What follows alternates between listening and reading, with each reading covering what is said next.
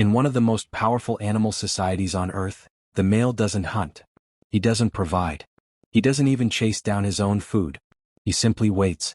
And when the kill is finally made, he walks in, pushes everyone else aside, and eats first, even though he did almost nothing to earn it. This isn't a story about laziness. It's the actual brutal social order of one of the most feared predators on the planet. We're talking about the lion, the so-called king of the jungle, even though lions don't actually live in jungles at all. They rule the open grasslands of Africa, and a tiny endangered population in India. But here's what most people get completely backwards about lions. The males aren't the ones doing the hard work. Up to 90% of all lion hunts are carried out by the lionesses. They're faster, lighter, and far more coordinated, working together in teams, silently surrounding prey from multiple directions before closing in with terrifying precision. The males? They're massive manes, the very thing that makes them look powerful, actually make them slower and more visible to prey. A lion with a big dark mane practically announces himself before he even moves. So instead of hunting, the males patrol.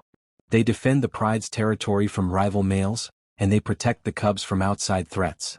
But protect doesn't always mean what you'd hope.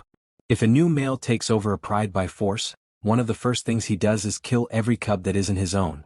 It's a cold, calculated strategy. It brings the females back into fertility faster so he can father his own cubs sooner. Scientists estimate this single behavior accounts for as much as a quarter of all lion cub deaths.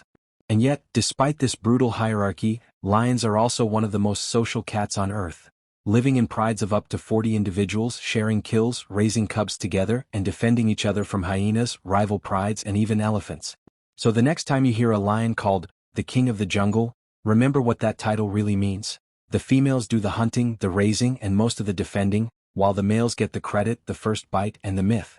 A lion's roar can be heard from up to 5 miles away, loud enough to warn every rival in the territory that this pride and everything in it already has an owner.